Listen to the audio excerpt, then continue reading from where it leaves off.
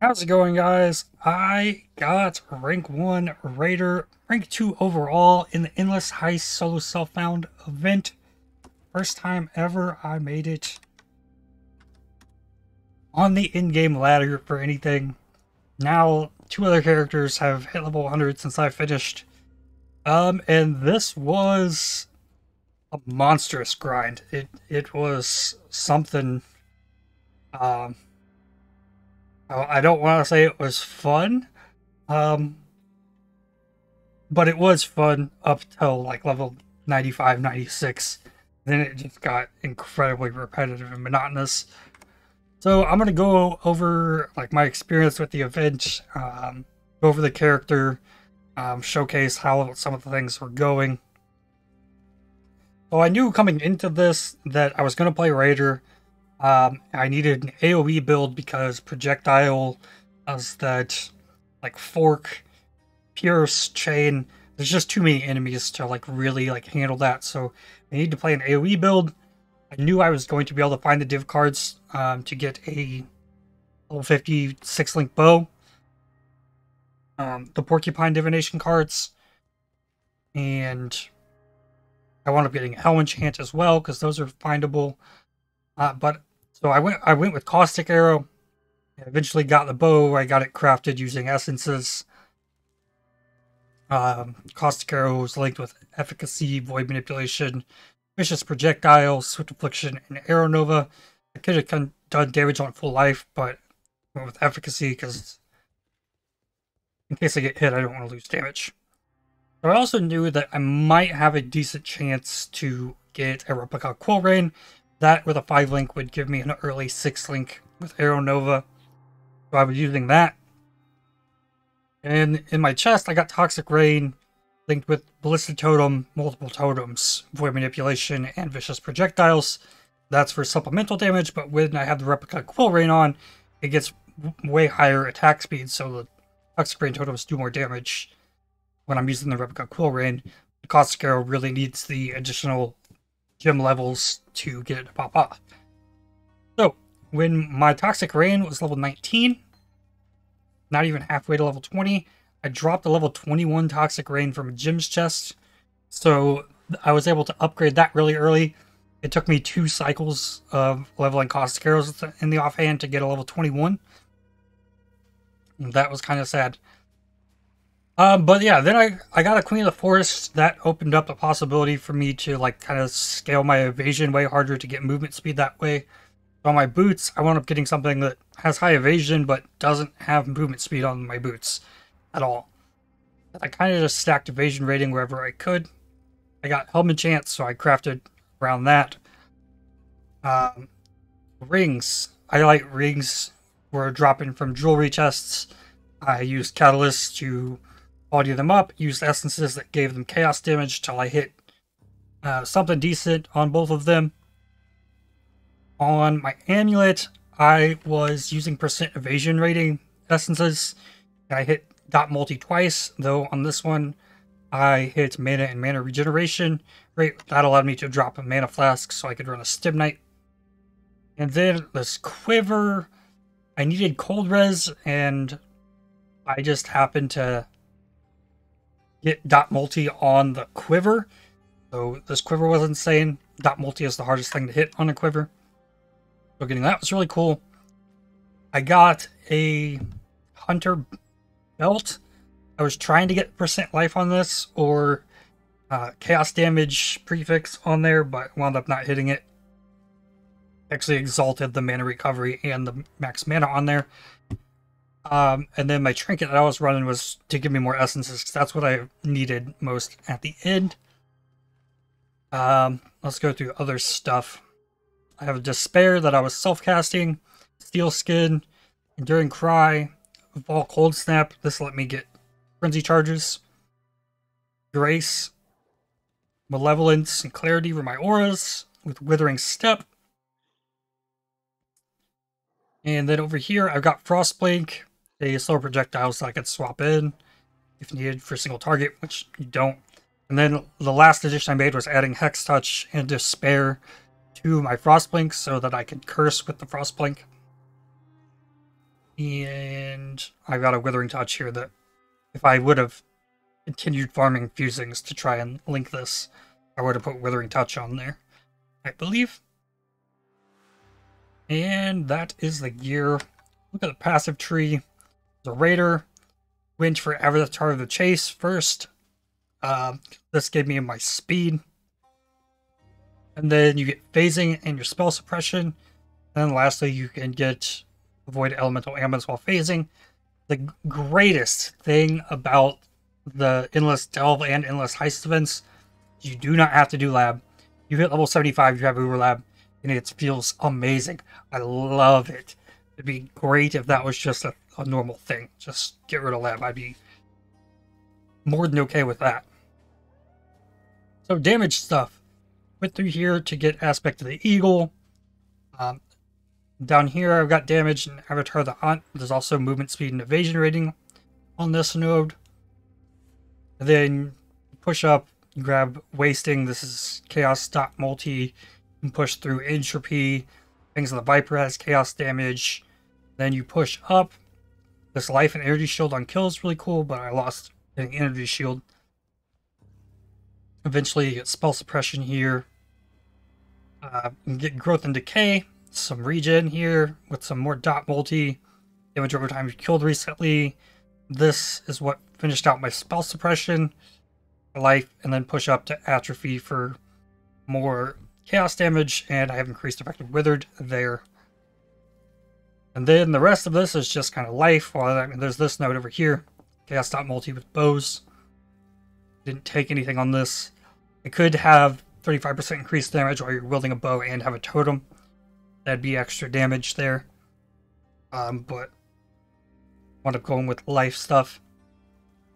Now this mastery here is giving me increased evasion rating from your body armor. Queen of the Forest has 2417 on this roll of it. So this is like doubling the evasion rating from this body armor, which is huge. And gives me a bunch more speed from the Queen of the Forest. It gives you movement speed per evasion. And I'm pretty sure I capped this out at 75%. And let's see. I got Grace Mana Reservation Efficiency off of this one. And then Mana Reservation Efficiency here. So that I could run both Malevolence and Grace and Clarity. Never got the ability to fit in a Defiance banner. That would have increased survivability and give you more evasion rating. Here I've got life. Here I've got increased life, reduced life regeneration recovery rate. So that lowers the recovery on my flask. My flasks are nothing special. They're just enough to get the job done. Reduced effective curses. I have 2 chances to avoid being stunned. Instant hollowed flask. This takes 10 charges. Why I was using a hollowed flask. And then Eternal Life Flask, Corrupting Blood immunity. This has high recovery, so I liked having the hollowed flask with the instant. It was nice. This was up more often than the Divine Life Flask would have been. And then the big thing here, I had to get resistances here rather than Corrupting Blood immunity when I got the ailment immunity. And then the big thing, part of my build, when you can come down here, increase the effect of Onslaught. You get increased armor evasion during Onslaught, which you permanently have as a Raider. And then this mastery gained 5% of evasion raising as extra armor. Gives me a huge amount of armor. So just standing here, I've got 20,000 evasion rating.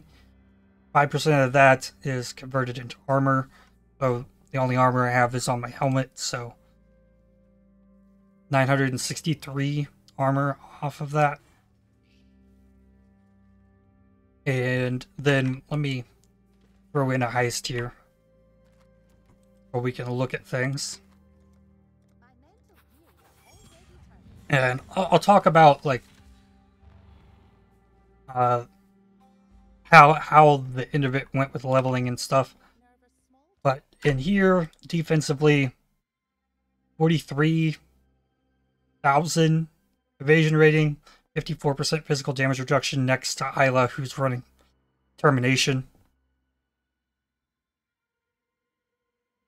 And when I pop flasks, 62,000 evasion rating, 59% chance for physical damage reduction.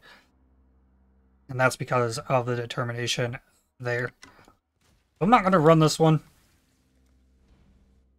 We'll talk about the XP strats here in a second. But this was a really fun event as far as trying to figure out how to gear the character. There's lots of chaos orbs. There's decent amounts of fusings and things. I turned off all of my mapping stuff that I got, so I wasn't picking up chisels or anything. Didn't use my map tab at all. Didn't get anything for the fragment tab. The big thing, though, was essences. Essences made crafting gear fairly easy, especially with the number of them that I got. And it's what I was using to farm to get the +2 bow. Or the +3 bow. You have to get a Screeching Essence of Dread to guarantee +2. It took like 30 to 40 of those to get the +3. And then things started really popping off with the Caustic Arrow. So I knew I'd have a chance to get a replica Quill Rain 5-link that gives me the addition, it makes it a 6-link with just a 5-link, and it makes the damage off the Toxic Raid much better. And I got a replica at Series Foible from the same replica blueprint. So I was using these really early. And then I dropped the level 21 Toxic Rain. Really cool. Div cards, I cut a lot of them out. I can make almost 3 tabulas in addition. But I wound up getting 2 sets of the Porcupine cards to get the bows, and I completed an Imperial Legacy set as well. I didn't really use the fossils at all. You don't get too many resonators to use from heists. It would have been cool if we were been able to use the oils, but I guess not, because you'd have to have the tab to be able to do it rather than talking to Cassia. I never got good cluster jewels out of it, but I stopped worrying about it after I got the Queen of the Forest and I kind of had the build planned out on the passive tree. And yeah, once I hit level 95, 96, the enjoyments of the event just slowly started slipping away, because then it became all about efficiently farming zones. So the most efficient contract you could run is probably tunnels. Well, I'll run one of these just to do it. As far as my gear, I got reduced alert level from chests. I was trying to get currency on just about everybody. Job speed on the tool here and this accessory. I put determination on everybody, but I don't have it on Niles at the moment. But every single one of them is running determination, so it just doesn't matter who I take. And then I eventually kind of honed in on catalysts, essences, and currency, because the last thing I really needed was essences, so I kind of really dialed that in on Isla to Lena. Specifically because agility and engineering is where you get essences from. So let's run this tunnels. So what I'm about to do, it would take about 300 of these to get from level 99 to 100. And then yeah, there's contracts dropping all over the place, but I want to filling my heist locker. And I wasn't running the bunkers or records office because I didn't want to die to getting smacked by physical damage in there. But it might have been better to run those. So in here, we have to open the reward chest. Even though there's nothing I need, I do keep checking those. There's nothing I need rewards-wise, like finishing this out. It's just XP leveling. But you have to open one chest in these rooms for these elevator portals to spawn enemies on the way back. So I have to come in here, I have to open the chest. And just like pop into the next one. Then we're going to run to the end, run back to the beginning, then run back to the end again.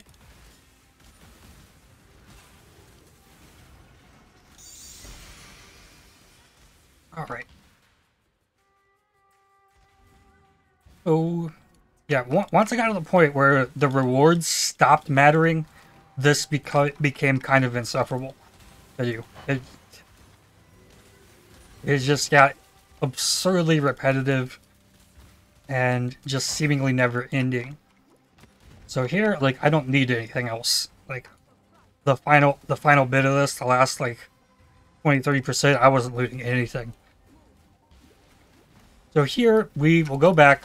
All these little pillar things will spawn set of enemies, and all the, like, portals, like that right there, are going to be spawning enemies.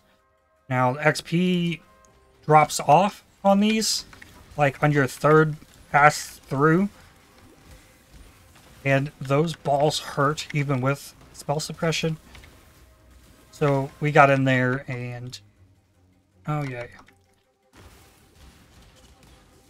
I'm using Starlink internet right now because I gotta upload this video. Yeah, that's what I'm missing. I didn't have the Volcold snap up. Give me my frenzy charges. With the frenzy charges, like, I can really just clear with the caustic arrow. I was really rarely using the toxic rain totems at all, and I got this really fancy toxic rain MTX that I really liked. Well, there's a portal here. Like, I'm to the point where I know where every single enemy spawn point is based on every single possible layout of a tunnels map, just looking at the mini-map. Like, I don't have to really pay attention to, like, what's going on. Like, that's how it would be. Normally, I would have looted everything, gotten, and then left. But when I was doing this, I would run this full loop around the circle to give things a chance to spawn again, and then I'd run back. And then we'd go again. Go back through, and then see how many enemies are spawned in now. So we're going to clear all that out. We're going to pop through every single one of these elevators that we can. Repository doesn't just naturally spawn as many on the pathing areas like this one right here as the tunnels do. The repository works the same way, but the blueprints are actually like where repository shines, because there's a lot of portals that spawn enemies in the like gem reward room of those blueprints. So then I would come back in here. There's two portals in here. We'd spawn. We'd do this. Now if I went back, I'd get like 20 to 25% XP. Even if I killed everything all the way back. So finishing this out, I would get to here and I'd log out. And I'd have a bunch of these in my inventory. And then we'd throw it in and then run it again. And like I said, from 99 to 100, it'd take like 300 of that process just to get to 100.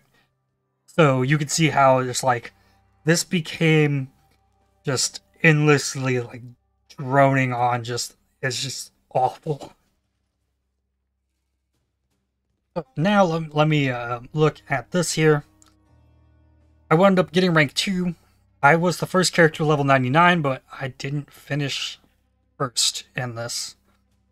And we can look at the graphs and see what happened with that. We'll mine up as well. This is where he hit level 100. This was his from like level 90. Oh wow, this has me at 100. Oh, it's showing the level graph. Cool. So this is where I hit level 100.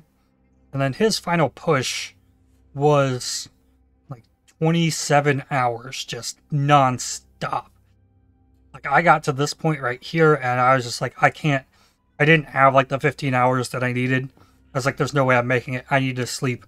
So I took a 4-hour sleep, and then got back. He was still going. So I played for, like, 2.5 hours, and I was still just like, I didn't get enough sleep. 4 hours was not enough sleep to continue this mindless grind. So I wound up going back to sleep. Trying, honestly, to, like, goad him into going to sleep if he was, like, paying attention, but